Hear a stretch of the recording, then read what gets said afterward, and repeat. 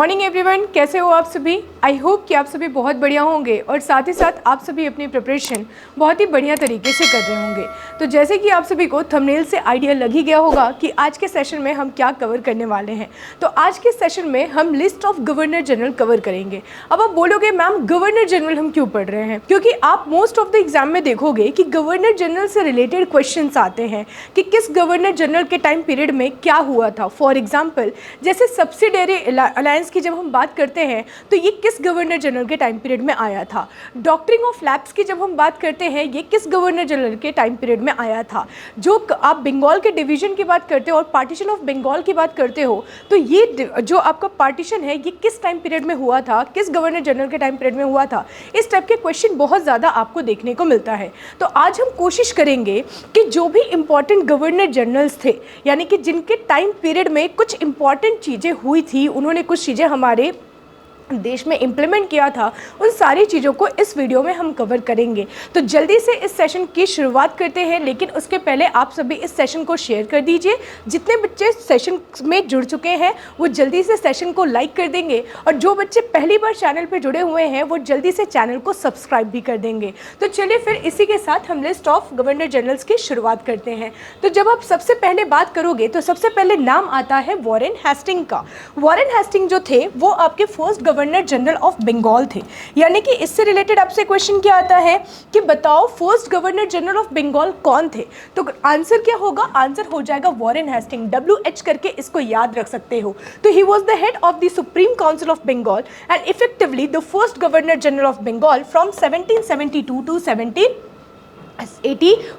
और इसी में आप लोगों ने सुना होगा रेगुलेटिंग एक्ट के बारे में। तो इन्हीं के टाइम पीरियड में रेगुलेटिंग एक्ट ऑफ आपका 1773 आता है, जिसके तहत सुप्रीम कोर्ट की स्टैब्लिशमेंट भी की जाती है। तो इसी के साथ हम आगे बढ़ेंगे। हमें सिर्फ इतना याद रखना है गवर्नर जनरल्स और उनके टाइम पीरियड में जो स्पेसिफिक काम हुआ है सिर्फ उतना याद रखना है, इसके अलावा एक्स्ट्रा कुछ भी नहीं याद रखोगे, ठीक है राइट। अब नेक्स्ट गवर्नर जनरल पे आते हैं। नेक्स्ट जो इंपॉर्टेंट गवर्नर जनरल के लिस्ट में आते हैं वो है लॉर्ड कॉर्नवालिस। और लॉर्ड कॉर्नवालिस को एक चीज की वजह से याद किया जाता है, क्या, तो वो है परमानेंट सेटलमेंट। अब आप बोलोगे मैम ये परमानेंट सेटलमेंट क्या होता है, तो ये होता है स्थायी बंदोबस्त।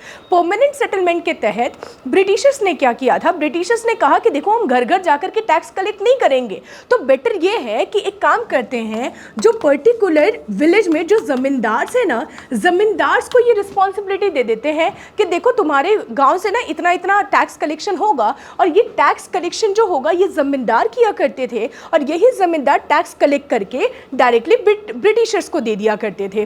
तो कभी कभी क्वेश्चन पूछ लिया जाता है कि परमानेंट सेटलमेंट किसके टाइम पीरियड में इंट्रोड्यूस किया गया था, तो वो हो जाएगा लॉर्ड कॉर्नवालिस, ठीक है। आई होप कि ये सारी चीजें आपको क्लियर हो गई होगी। जॉन शोर है, इनके टाइम पीरियड में बैटल ऑफ खरदा हुआ था बिटवीन निजाम एंड मराठास और इन्हीं के टाइम पीरियड में चार्टर एक्ट ऑफ 1793 हुआ था। हालांकि इनसे रिलेटेड क्वेश्चन नहीं पूछता है, जो आपका विलियम बेंटिक हो गया, वॉरेन हेस्टिंग हो गए, या फिर अभी जैसे हम लोगों ने लॉर्ड कॉर्नवालिस के बारे में बात किया तो इनसे रिलेटेड क्वेश्चन आता है।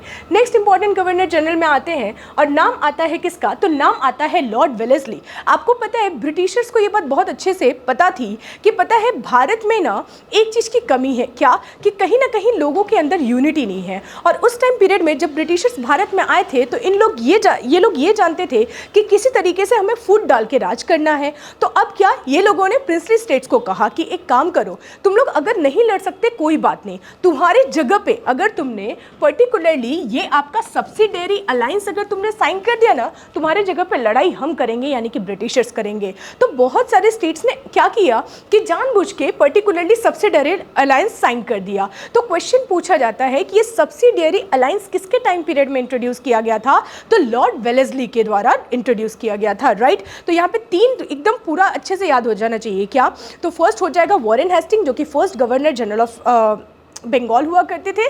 सेकंड लॉर्ड कॉर्नवालिस जो कि परमानेंट सेटलमेंट के द्वारा के टाइम पीरियड में, मतलब परमानेंट सेटलमेंट इंट्रोड्यूस किया गया था इनके टाइम पीरियड में।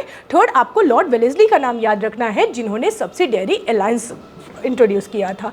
नेक्स्ट गवर्नर जनरल में आते हैं जो कि इंपॉर्टेंट लिस्ट में ही आते हैं, तो वो है लॉर्ड मिंटो। लॉर्ड मिंटो के टाइम पीरियड में क्या हुआ था, तो चार्टर एक्ट ऑफ 1813 आया था। अब ये चार्टर एक्ट ऑफ 1813 ये क्या कर रहा था, तो इसने क्या किया था, जो आपकी ब्रिटिश ईस्ट इंडिया कंपनी है ना, ब्रिटिश ईस्ट इंडिया कंपनी के मोनोपोली को खत्म कर दिया था। यानी कि पहले तो पर्टिकुलरली यही ब्रिटिश ईस्ट इंडिया कंपनी आकर के क्या किया करती थी, ट्रेड किया करती थी, तो इनकी जो मोनोपोली थी ना ये खत्म कर दी गई थी। मोनोपोली यानी कि एकाधिकार, लेकिन सिर्फ दो जगह पे इनके पास मोनोपोली थी, क्या कि ये सिर्फ चाइना के साथ ट्रेड कर सकते हैं और साथ ही साथ आप सिर्फ टी में आपके पास मोनोपोली था कि भारत में अगर आपको ट्रेड करना है तो टी के स्पेसिफिक सेक्टर में सिर्फ और सिर्फ British east India company trade कर सकती थी। यानी कि मोनोपोली ऑलमोस्ट खत्म कर दी गई थी, लेकिन दो में छोड़ दी गई थी, एक चाइना के साथ ट्रेड का और सेकंड है आपका टी का ट्रेड। ठीक है, तो ये भी क्वेश्चन आपसे पूछा जाता है। ठीक है, चार्टर एक्ट ऑफ 1830 से। नेक्स्ट गवर्नर जनरल में आते, नेक्स्ट है आपके लॉर्ड हेस्टिंग। लॉर्ड हेस्टिंग की अगर मैं बात करूं तो इनसे रिलेटेड आपको याद रखना है एस्टैब्लिशमेंट ऑफ रैयतवारी सेटलमेंट। अब देखो क्या हुआ, जब हमने परमानेंट सेटलमेंट की बात की तो परमानेंट सेटलमेंट में टैक्स कलेक्ट कौन कर रहा था, तो पर्टिकुलरली जमींदार। लेकिन रायतवारी सेटलमेंट में ऐसा था कि रायत्स ही डायरेक्ट ही ब्रिटिशर्स को अपना टैक्स पे करेंगे। यानी कि रायत्स किसे कहा जाता है, तो पर्टिकुलरली आपके किसान को, तो इसीलिए इसका नाम ही रखा गया रायतवारी सेटलमेंट। यानी कि रायतवारी सेटलमेंट किसके टाइम पीरियड में इंट्रोड्यूस किया गया, लॉर्ड हेस्टिंग के टाइम पीरियड में। यहाँ क्या हुआ करता था, किसान खुद ही जाएंगे और खुद ही जाकर के अपना टैक्स दे देंगे। वो उनका कहना ये था, ये जमींदार बहुत ज्यादा डेब्ट ट्रैप में फंसा देते हैं, हमें अलग से कुछ करने की जरूरत नहीं, हम खुद ही अपना टैक्स पे कर देंगे। ठीक है, तो ये भी याद रखना है। नेक्स्ट में चलते हैं, नेक्स्ट गवर्नर जनरल के लिस्ट में चलते हैं। नेक्स्ट है विलियम बेंटिक। और जब हम विलियम बेंटिक की बात करते हैं तो कहीं ना कहीं इनका नाम कनेक्ट हो जाता है राजा राम मोहन रॉय के साथ। और जब हम राजा राम मोहन रॉय जी की बात करते हैं तो कहीं ना कहीं एक चीज़ हमारे दिमाग में आती है, क्या, डेट इज़ अबोलिशन ऑफ सती प्रथा। यानी कि सती प्रथा को ख़त्म करने के लिए, और ये जो आपकी प्रथा थी, इस प्रथा को पूरी तरीके से बैन कब कराया गया, तो 1829 में। लेकिन 1829 में जब ये सती प्रथा को बैन कराया गया था तो विलियम बेंटिक के साथ, यानी कि अगर मैं कहूँ तो यहाँ पे राजा राम मोहन रॉय का नाम पहले आता है और विलियम बेंटिक का नाम सेकंड नंबर पे आता है। तो क्वेश्चन ये भी पूछा जा सकता है कि अबोलिशन ऑफ सती प्रथा किसके टाइम पीरियड में हुआ था, तो याद रखिएगा किस गवर्नर जनरल के टाइम पीरियड में हुआ था, तो वो हो जाएंगे आपके विलियम बेंटिक। और विलियम बेंटिक से रिलेटेड और एक क्वेश्चन आता है, क्या, तो वो आता है first governor general of India. देखो पहले हम क्या पढ़ रहे थे, गवर्नर जनरल ऑफ बंगाल। देखो जब आप मॉडर्न हिस्ट्री पढ़ोगे ना तो मेन 3 प्रेसिडेंसीज पढ़ने को मिलेगा, बंगाल, आपका मद्रास हो जाएगा और बॉम्बे हो जाएगा। लेकिन मद्रास और बॉम्बे जो आपके गवर्नर जनरल हुआ करते थे ना यहाँ के, ये किसके अधीन में रहा करते थे, तो बंगाल के अधीन में रहा करते थे। यानी कि सबसे ज़्यादा प्रेफरेंस किसको मिल गया, बंगाल के गवर्नर जनरल को। बाद में यही बंगाल के गवर्नर जनरल का नाम चेंज करके गवर्नर जनरल ऑफ इंडिया कर दिया गया। तो first governor general of India कौन थे, तो विलियम बेंटिक। लेकिन वही first governor general of Bengal पूछे तो फर्स्ट में आंसर क्या बताया था, वॉरेन हेस्टिंग। तो वॉरेन हेस्टिंग का भी नाम याद रखना है और विलियम बेंटिक का भी नाम याद रखना है। और विलियम बेंटिक को याद किया जाता है किस लिए, अबोलिशन ऑफ सती प्रथा के टाइम पीरियड के लिए। ठीक है, क्लियर हुआ, तो विलियम बेंटिक से भी रिलेटेड हो गया। नेक्स्ट है लॉर्ड हार्डिंग। लॉर्ड हार्डिंग के टाइम पीरियड में क्या हुआ था, तो फर्स्ट एंग्लो सिख वॉर हुआ था। इनसे रिलेटेड क्वेश्चन नहीं आता है। ठीक है, नेक्स्ट में बढ़ते हैं आगे। नेक्स्ट जो है लॉर्ड डलहौजी। डलहौजी जो था ये एक पॉलिसी के लिए फेमस था, और वो पॉलिसी कौन सी थी, तो वो थी डॉक्ट्रिन ऑफ लैप्स। क्या, डॉक्ट्रिन ऑफ लैप्स, यानी कि हड़प नीति की पॉलिसी ये फॉलो किया करते थे। तो क्वेश्चन आपसे पूछ लिया जाता है कि डॉक्ट्रिन ऑफ लैप्स पॉलिसी किसकी थी, तो डॉक्ट्रिन ऑफ लैप्स जो पॉलिसी थी वो लॉर्ड डलहौजी की थी। लेकिन वेयर एज जब मैंने बात किया था सब्सिडियरी अलायंस की, तो सब्सिडियरी अलायंस की पॉलिसी किसकी थी, लॉर्ड वेलेस्ली की। तो याद रखना सब्सिडियरी अलायंस तो लॉर्ड वेलेस्ली, और डॉक्ट्रिन ऑफ लैप्स तो डॉक्ट्रिन और डी से शुरू हो रहा है ना, तो डी से डॉक्ट्रिन, डी से डलहौजी याद रख सकते हो। ठीक है, इसी के साथ हम आगे बढ़ेंगे। नेक्स्ट में नेक्स्ट जो रहेगा लॉर्ड कैनिंग। लॉर्ड कैनिंग को याद आपको इसलिए रखना है क्योंकि लॉर्ड कैनिंग का जो टाइम पीरियड था वो 1856 से लेकर के 1862 तक था। क्या इसी के बीच में 1857 आ रहा है क्या, बिल्कुल। यानी कि रिवोल्ट ऑफ 1857 लॉर्ड कैनिंग के टाइम पीरियड में हुआ था, और इसी टाइम पीरियड में ब्रिटिश ईस्ट इंडिया कंपनी को खत्म करके डायरेक्ट ब्रिटिश क्राउन ये कहती है अब कोई कंपनी वंपनी नहीं रूल करने वाली है, अब तो डायरेक्ट ब्रिटेन का शासन होगा। यानी कि 1858 में आपका government government of India act 1858 आता है। क्या? गवर्नमेंट ऑफ इंडिया एक्ट 1858 आता है और इसके तहत क्या कहा जाता है कि कोई गवर्नर जनरल ऑफ इंडिया वगैरह नहीं होने वाला है। अब एक नई बॉडी होगी जिसे हम वाइसराय कहेंगे। यानी कि सोचो हुआ क्या, बंगाल का गवर्नर जनरल बाद में नाम चेंज करके उसको गवर्नर जनरल ऑफ इंडिया बना दिया गया। 1857 का रिवोल्ट होने के बाद जब ब्रिटिश क्राउन ने टोटल चीजें अपने अंडर में ली तो वही गवर्नर जनरल ऑफ इंडिया का नाम चेंज करके वाइसराय कर दिया। तो ये आपके फर्स्ट वाइसराय भी है और last governor general of India भी है। तो क्वेश्चन में अगर last governor general of India आए तो अगेन लॉर्ड कैनिंग हो जाएंगे। Last governor general of India आए तो ये अगेन आपके लॉर्ड कैनिंग हो जाएंगे और फर्स्ट वाइसराय हो गए तो अगेन आपके लॉर्ड कैनिंग हो जाएंगे। तो ये भी आप लोग याद रखिएगा। नेक्स्ट में चलते हैं। नेक्स्ट जो गवर्नर जनरल है वो कौन है? लॉर्ड मायो। मायो को क्यों याद किया जाता है? क्योंकि इन्होंने पहली बार सेंसस यानी कि आपका जनगणना करवाया था। तो एट प्रेजेंट आप देखते हो ना कि हर 10 साल में जनगणना होता है, तो इसकी शुरुआत किसने की थी? तो लॉर्ड मायो ने। इन्होंने सबसे पहली बार जनगणना कब कराया था? ये भी क्वेश्चन आपसे पूछा जाता है, तो याद रखिएगा 1871 में कराया था। ठीक है, इसी के साथ हम आगे बढ़ेंगे नेक्स्ट गवर्नर जनरल में। नेक्स्ट गवर्नर जनरल जो है वो आपके लॉर्ड लिटन है। लॉर्ड लिटन से रिलेटेड जो क्वेश्चन आता है वो ये कि इनके टाइम पीरियड में वर्नाकुलर प्रेस एक्ट साइन किया गया था। तो कभी कभी क्वेश्चन आपसे वर्नाकुलर प्रेस एक्ट 1878 से ही क्वेश्चन पूछ लेता है कि ये कब पास हुआ था, तो 1878 में। अगले इसमें चलते हैं। नेक्स्ट हमारे लिए इंपॉर्टेंट क्या लिस्ट में? Lord Ripon. लॉर्ड रिपन का नाम कोई मतलब ऐसा कौन सा बच्चा जो नहीं जानता होगा? इनको father of local self governance कहा जाता है। आखिरकार क्यों? क्योंकि लोकल सेल्फ गवर्नेंस की शुरुआत जो की गई थी वो फर्स्ट टाइम किसके द्वारा की गई थी? तो लॉर्ड रिपन के द्वारा की गई थी। तो देखो, पास लोकल सेल्फ गवर्नमेंट एक्ट यानी कि एट प्रेजेंट जो पंचायत वगैरह की बात करते हो ना, इसकी शुरुआत इन्होंने कब कर दी थी? तो इन्होंने आपका अराउंड 1882 में कर दिया था। तो ये चीज़ आपको याद रखना है। इसी की वजह से इनको father of the local self government of India in India कहा जाता है। ठीक है, तो ये भी आपको याद रखना है। कभी कभी क्वेश्चन यही फादर से भी पूछ लेता है। ठीक है, नेक्स्ट इसमें चलेंगे। नेक्स्ट है लॉर्ड डफरिन। मैं इसको जनरली आप मतलब जब आप इसको याद करोगे तो कैसे याद रखोगे? आपको पता है लॉर्ड डफरिन के टाइम पीरियड में ही इंडियन नेशनल कांग्रेस का फॉर्मेशन होता है। तो क्या कहीं इंडियन नेशनल कांग्रेस की जब हम बात करते हैं तो यही वो पॉलिटिकल बॉडी है जिसके योगदान की वजह से कहीं ना कहीं जब हम अपने इंडिपेंडेंस की बात करते हैं तो इंडियन नेशनल कांग्रेस का बहुत बड़ा योगदान है, नो डाउट। लेकिन वही अब इसको याद करने के लिए तरीका क्या होगा? तो इंडियन नेशनल कांग्रेस का फॉर्मेशन हम इंडियंस ने नहीं किया था, ये आइडिया तो एओ ह्यूम का था। इन्होंने तो सेफ्टी वॉल्व के तौर पे इंडियन नेशनल कांग्रेस का फॉर्मेशन किया, लेकिन इनको क्या पता था कि जिस बॉडी का फॉर्मेशन कर रहे हो वही बॉडी आपको घर से बाहर निकाल करके फेंकने वाली है।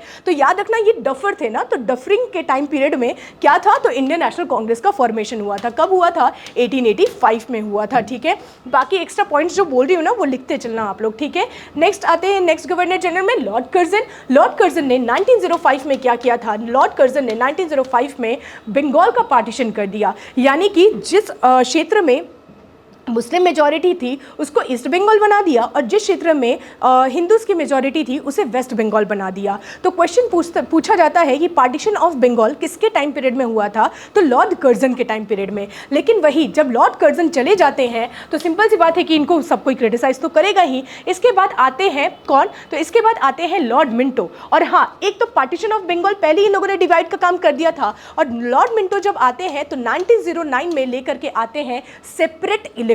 सेपरेट इलेक्टोरेट इसका मतलब होता है प्रत्येक निर्वाचन, यानी कि जो हिंदू है वो हिंदू को वोट करेगा, जो मुस्लिम है वो मुस्लिम को वोट करेगा। तो इंट्रोडक्शन ऑफ सेपरेट इलेक्टोरेट किसके टाइम पीरियड में हुआ था? तो ये भी क्वेश्चन आपसे पूछा जाता है, तो इसको भी याद रखिएगा। ठीक है, क्लियर हो गया। अब लॉर्ड मिंटो के बाद अच्छा कब इंट्रोड्यूस हुआ था? 1909 में, ये भी याद रखिएगा। ठीक है, इसे हम मॉर्ले मिंटो रिफॉर्म के नाम से भी जानते हैं। ठीक है, नेक्स्ट इसमें चलते हैं। नेक्स्ट कौन है? लॉर्ड हार्डिंग, यानी कि पहले लॉर्ड कर्जन ने 1905 में बंगाल का पार्टीशन किया। जब बंगाल का पार्टीशन हुआ तो लोगों ने मूवमेंट शुरू किया जिसमें स्वदेशी मूवमेंट का नाम आता है। अब क्या लोग वैसे भी खुश नहीं थे, लेकिन अब क्या हुआ कि 1911 में वहां के राजा यानी कि इंग्लैंड के राजा आने वाले थे, जॉर्ज पर्चम। तो उन्होंने कहा पता है यहाँ के लोग सेटिस्फाइड नहीं है। बोले क्यों सेटिस्फाइड नहीं है? तो पता है 1905 में ना ये जो कर्जन थे इन्होंने पूरी तरीके से बंगाल का पार्टीशन कर दिया। बोले एक काम करो, ये जो पार्टीशन आपने करवाया ना, इस पार्टीशन को रद्द कर दिया जाए। यानी कि 1911 में फाइनली दिल्ली दरबार का आयोजन होता है जिसमें जॉर्ज परचम आते हैं और इसमें ये फाइनल किया जाता है कि जो पार्टीशन ऑफ बंगाल 1905 में हुआ था उसको रद्द किया जाएगा, वापस से सब चीज़ें पहले की तरह हो जाएगी। तो ये कब हुआ था, किसके टाइम पीरियड में हुआ था, तो याद रखिएगा लॉर्ड हार्डिंग के टाइम पीरियड में हुआ था। ठीक है, क्लियर। नेक्स्ट में चलते हैं और इसी के साथ हमारी जो कैपिटल थी, पहले जो कैलकाटा कैपिटल हुआ करती थी वो कैलकाटा से दिल्ली हमारी कैपिटल शिफ्ट हो गई। तो ये कब हुआ, 1912 में, राइट। हालांकि इसके बारे में इंफॉर्मेशन जो थी वो 1911 में ही मिल गई थी, लेकिन शिफ्ट जो हुआ 1912 में, तो ये भी पूछ लेता है। नेक्स्ट में आते हैं लॉर्ड चेम्सफोर्ड में 1916 से लेकर के 1921 के टाइम पीरियड में इनका टोटल टाइम पीरियड था। इस टाइम पीरियड में क्या हुआ था, 1916 से लेकर के 1921 यानी कि 1919 आ गया, और 1919 आ गया तो कहीं ना कहीं आपको ये याद होगा कि रॉलेट एक्ट हुआ था, और रॉलेट एक्ट के अगेंस्ट में ही आपने देखा था कि जलियांवाला बाग मैस्केयर भी हुआ था। तो जलियांवाला बाग मैस्केयर इन्हीं के टाइम पीरियड में हुआ था और रॉलेट एक्ट भी इन्हीं के टाइम पीरियड में आया था। ठीक है, नेक्स्ट गवर्नर जनरल पे आते हैं। नेक्स्ट कौन है, तो नेक्स्ट आ जाते हैं लॉर्ड रीडिंग। लॉर्ड रीडिंग का टाइम पीरियड क्या है, देखो 1921 से लेकर के 1926। अब इस टाइम पीरियड में आपको 1922 का टाइम पीरियड याद होगा जब चौरी चौरा इंसिडेंट होता है। चौरी चौरा इंसिडेंट होने के बाद गांधी जी कहते हैं कि मैं नॉन कॉपरेशन मूवमेंट को वापस लेता हूं, क्योंकि मैंने जब ये नॉन कॉपरेशन मूवमेंट की शुरुआत की थी तो मैंने यही कहा था कि हमें वायलेंट नहीं होना है, लेकिन चौरी चौरा इंसिडेंट जो हुआ था उसमें कहीं ना कहीं लोग बहुत ज़्यादा वायलेंट हो चुके थे, राइट। तो आपका चौरी चौरा इंसिडेंट किसके टाइम पीरियड में हुआ था, ये याद रखना है। और फॉर्मेशन ऑफ स्वराज पार्टी जिसका फॉर्मेशन 1923 में होता है by C.R. Das and Motilal Nehru, तो ये भी किसके टाइम पीरियड में हुआ था, तो लॉर्ड रीडिंग के टाइम पीरियड में हुआ था। लॉर्ड रीडिंग के बाद आते हैं Lord Irwin. Gandhi Irwin pact के बारे में किसने नहीं सुना, तो याद रखिएगा लॉर्ड एरविन की जब हम बात करते हैं इनका टाइम पीरियड 1926 से लेकर के 1931 के बीच में था। तो फर्स्ट राउंड टेबल कॉन्फ्रेंस, याद है ना कि इसी राउंड टेबल कॉन्फ्रेंस में, ठीक है, इसी राउंड टेबल कॉन्फ्रेंस में ले जाने के लिए अलग से जो लॉर्ड एरविन है इन्होंने गांधी एरविन पैक्ट साइन करवाया था, राइट। तो फर्स्ट राउंड टेबल कॉन्फ्रेंस किसके टाइम पीरियड में हुआ था, तो लॉर्ड एरविन के टाइम पीरियड में हुआ था, ये भी याद रखना है। तो जब हम राउंड टेबल कॉन्फ्रेंस की बात करें तो 3 राउंड टेबल कॉन्फ्रेंस थे, तो बाकी के राउंड टेबल कॉन्फ्रेंस कब हुए थे, तो लॉर्ड वेलिंगटन के टाइम पीरियड में हुआ था, और इन्हीं के टाइम पीरियड में आपका पूना पैक्ट भी साइन हुआ था। और बाकी इनसे रिलेटेड और कुछ याद नहीं रखना है, ठीक है, राइट। और लॉर्ड वेलिंगटन के बाद आते हैं लॉर्ड लिलिंथ को। अब देखो टाइम पीरियड क्या चल रहा है, 1996 से लेकर के 1943, और जब मैं इस टाइम पीरियड की बात कर रही हूँ तो कहीं ना कहीं आप लोग कनेक्ट कर चुके होंगे क्या, कि शायद वर्ल्ड वॉर सेकेंड की शुरुआत हो ही गई होगी, बिल्कुल। और यहाँ पे क्लियर तो हो चुका था कि ये लोग जाने वाले हैं, बहुत जल्द जाएंगे। तो government of India act enforced in provinces, ठीक है, क्रिप्स मिशन जिसको 1942 में लाया गया था। तो क्रिप्स मिशन हमने एक्सेप्ट नहीं किया था, हमने क्रिप्स प्रपोजल को रिजेक्ट कर दिया था। तो याद रखना क्रिप्स मिशन किसके टाइम पीरियड में आया था, तो लॉर्ड लिलिंथगो के टाइम पीरियड में आया था। और क्विट इंडिया मूवमेंट की जब हम बात करते हैं, अंग्रेजों भारत छोड़ो, ये आंदोलन जब शुरू किया गया था तो कब किया गया था, तो 1942 में किया गया था, और सेकेंड वर्ल्ड वॉर की शुरुआत इन्हीं के टाइम पीरियड में हुआ था, ये भी याद रखिएगा। नेक्स्ट लॉर्ड लिलिंथगो के बाद हम चलेंगे नेक्स्ट गवर्नर जनरल पे, और नेक्स्ट वाइसराय जो थे वो लॉर्ड वेबल। और लॉर्ड वेबल की जब मैं बात करूँ तो कहीं ना कहीं आप लोगों ने हिस्ट्री में वेबल प्लान के बारे में भी पढ़ा होगा, तो इसके बारे में अगर आप लोगों ने पढ़ा है तो बिल्कुल आप सभी ऑफलाइन कमेंट में बता सकते हो, ठीक है। तो जो शिमला कॉन्फ्रेंस था ये भी वहीं पे हुआ था between Muslim league and Indian national Congress. Shimla में बुलाया तो गया था कि सब कुछ शांति शांति रहेगा, ठंडा ठंडा रहेगा, लेकिन ऐसा कुछ हुआ नहीं। ये लोग वैसे भी मतलब मुस्लिम लीग और इंडियन नेशनल कांग्रेस जो थी, इन दोनों ने क्या कहा कि नहीं, हमारे जो भी थिंकिंग है, हमारे जो भी एम्स एंड ऑब्जेक्टिव है, ये अलग अलग है, हम साथ नहीं रहेंगे, ठीक है। कैबिनेट मिशन प्लान यानी कि 1946 के दौरान कैबिनेट मिशन आया था, और यही कैबिनेट मिशन को क्या किया गया था, एक्सेप्ट कर लिया गया था, जो कि फाइनली इसी के बेस पे कंस्टिट्यूएंट असेंबली का फॉर्मेशन होता है, ये भी याद रखिएगा। नेक्स्ट में आते हैं डेट इज लास्ट आपके गवर्नर जनरल और वाइसराय पे आते हैं, और वो कौन थे, तो वो थे लॉर्ड माउंटबेटन। लॉर्ड माउंटबेटन का जो टाइम पीरियड था वो था 1947 से लेकर के 1948 के बीच में। और जैसे कि आप सभी को पता है कि माउंटबेटन प्लान के बारे में आप लोगों ने सुना होगा, ठीक है। तो माउंटबेटन प्लान की जब हम बात करते हैं तो कहीं ना कहीं पार्टीशन ऑफ इंडिया यानी कि भारत का पार्टीशन हो चुका था बिटवीन इंडिया एंड पाकिस्तान, ये याद रखिएगा। तो पार्टीशन ऑफ इंडिया किसके टाइम पीरियड में हुआ था, ये क्वेश्चन पूछा जाता है, तो लॉर्ड माउंटबेटन के बारे में, ठीक है। और याद रखिएगा he was succeeded by C Rajagopalachari, यानी कि जब ये भारत छोड़ के जाएंगे तो कहीं ना कहीं कोई ना कोई तो रूल करेगा ना, तो हमारे ही देश के यानी कि सी राजगोपालाचारी को बाद में गवर्नर जनरल बना दिया जाता है कि अच्छा ठीक है कि अभी तक तो हम आपके अंडर में रह रहे थे, यानी कि ब्रिटिशर्स के अंडर में जब तक रह रहे थे तब तक कौन था? तो ये आपके लॉर्ड माउंटबेटन। जब ये जा रहे थे तो कहा गया किसी को तो गवर्नर जनरल बना दो, तो फाइनली सी राजगोपालाचारी को बनाया गया। तो याद रखिएगा, he was succeeded by C Rajagopalachari who was the last governor general of the free India. Clear? तो इसी के साथ हमारे इंपॉर्टेंट गवर्नर जनरल्स की लिस्ट होती है कंप्लीट। आई होप कि आप सभी को सारी चीज़ें समझ में आ गई होगी। एक बार फिर से इस वीडियो को ज़रूर आप सभी देख लीजिएगा, और ये वीडियो सच बता रही हूँ आप सभी को एग्जाम में बहुत ज़्यादा हेल्प करेगा, क्योंकि इसमें सारे इंपॉर्टेंट गवर्नर जनरल्स को मैंने डील किए हैं जिनसे रिलेटेड इंपॉर्टेंट काम हुए हैं और जिनसे रिलेटेड क्वेश्चंस आते हैं। तो अब अगर आप लोगों को सेशन पसंद आया होगा तो बिल्कुल सेशन को लाइक कर दीजिएगा, शेयर कर दीजिएगा, और जो बच्चे पहली बार इस चैनल पर जुड़े हैं वो जल्द से जल्द इस चैनल को सब्सक्राइब कर देंगे। मिलते हैं आपसे नेक्स्ट सेशन में, तब तक के लिए thank you so much and जय हिंद टू एवरीवन।